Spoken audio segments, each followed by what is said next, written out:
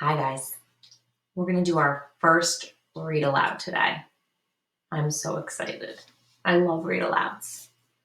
We're going to read the book Shooting at the Stars, The Christmas Truce of 1914. What do you notice about the cover? I see two soldiers, and it looks like there's a tree in the middle of the two. And it says The Christmas Truce of 1914, which kind of makes me think, what's a truce? I've never heard that word before.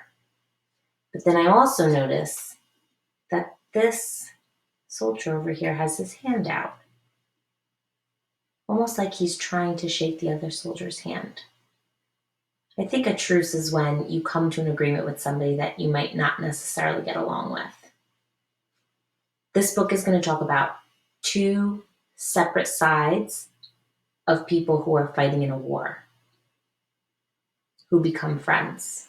Let's read it and find out.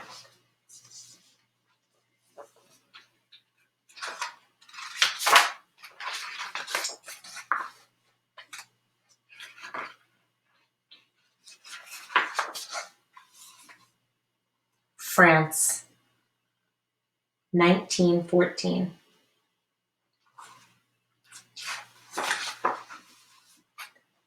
Dearest Mother, thank you so much for your last letter.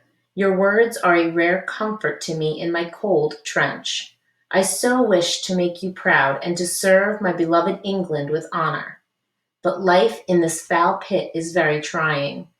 Was I really finishing school only a few months ago? We've been stuck in the same spot since October. They say it may start raining again tomorrow.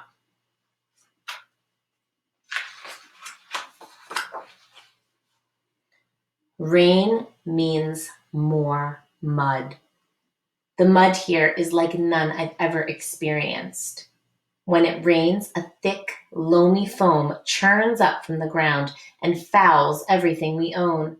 The mud I remember from our garden is beautiful in comparison to this wretched stuff. It is sticky and heavy. In some places, it is 3 feet deep. I'm not sure how anyone could fight a war in these conditions. We spend most of our time and energy trying to stay dry and warm. When the artillery finally stops for the evening, it is time to fight the rats for dinner, which is usually cold beans. The only place to eat and sleep is in the bunkers. But when it rains, being inside is miserable.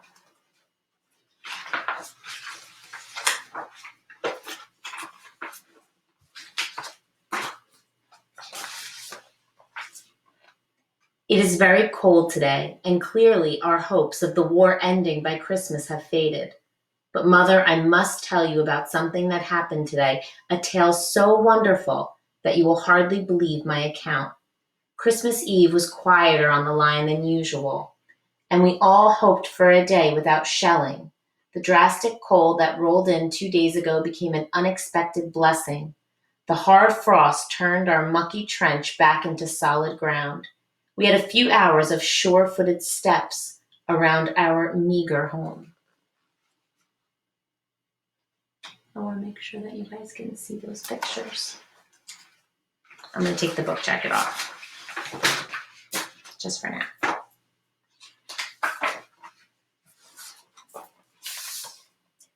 After the sun went down, we decided to chance a fire outside the bunker.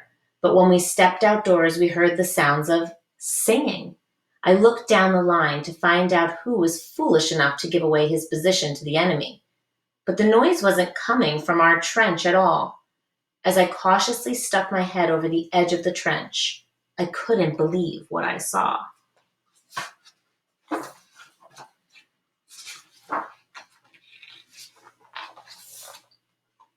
The Germans, our enemy, was singing? Not only were they singing as loud as they could, it sounded like Silent Night, but all along their line, tiny Christmas trees lit with candles and lanterns had appeared. Several of our boys suggested taking shots at the trees, but most of us were just glad the Germans weren't trying to shoot us.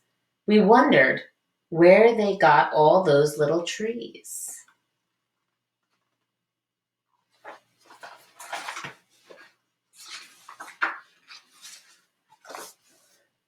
We went to sleep astonished. Fritz, that's what we always call the Germans, sang all night, it seemed. But this was nothing compared to what today would hold.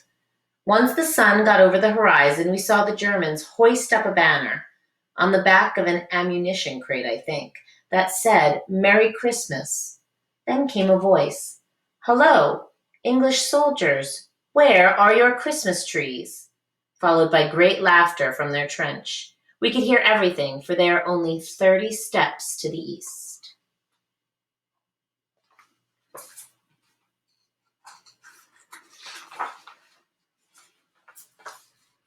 Rifleman Tapp, who has a great arm, took several cans of pear jam and heaved them into no man's land, the open ground between the trenches, very near the German line.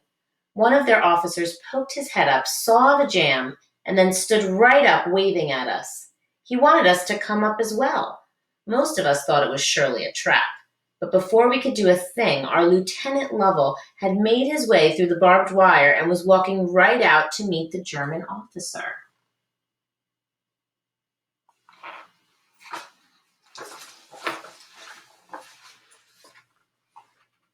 They met and shook hands. Perhaps an angel of the Lord was among us today.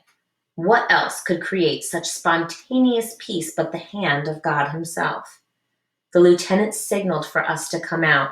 I didn't know what was happening, but it wasn't war. For one glorious Christmas morning, war had taken a holiday.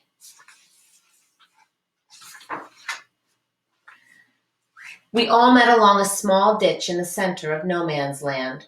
The first thing we did was bury our fellow soldiers who had been killed. They were everywhere at our feet. It took some time to finish the grim task. I helped a German officer bury a very young soldier. He was about my age. We lashed together some crosses, and our second lieutenant, Graham Collins, said a short prayer. Then we all shook hands and wished one another a Merry Christmas. I can hardly describe to you what it was like here. We were talking with men we were trying to kill just the day before. A few of the lads had brought pocket cameras from home, so they took pictures together. I traded buttons from my field coat for a belt buckle with a German soldier named Karl.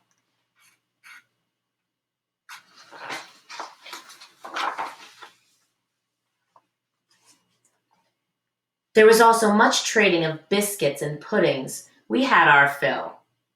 There were two soldiers in such a good mood, they started kicking around an old biscuit tin like a football, using two battered tree stumps as a goal. Karl said to me, "Why can't we just go home and have peace?"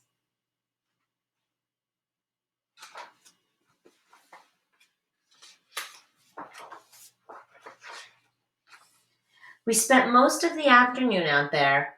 Mother, it was such a beautiful day. As the evening came, we made our way back to the trenches. Many returned with souvenirs like I did. Everyone was jealous of Bruce Coy, who traded his hat for a German helmet with a pointy top. They called them Pickelhaubs. We sat up on the edge of our trench and laughed together. It felt like I was back at school.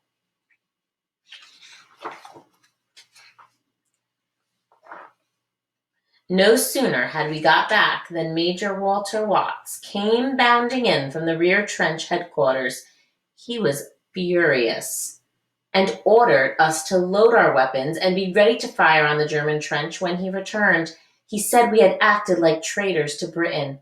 But how could a day of peace be treason? The major was angry that we had befriended the enemy. They didn't seem like the enemy today.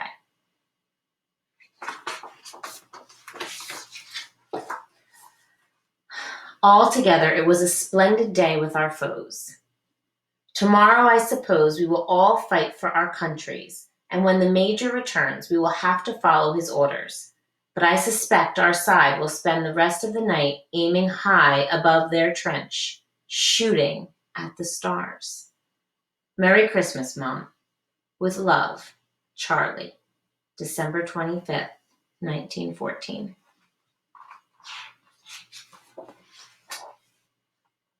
Good night, English soldiers.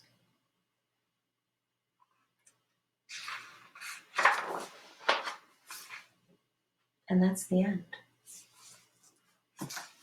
I like that book. Think about it. Do you think that book was fiction or nonfiction? I think it actually has to do with history, right? Because we said that it took place in 1914, right? Which is during World War One. But do we think the book is fiction or nonfiction? Think about that. And think about why you think it's one or the other.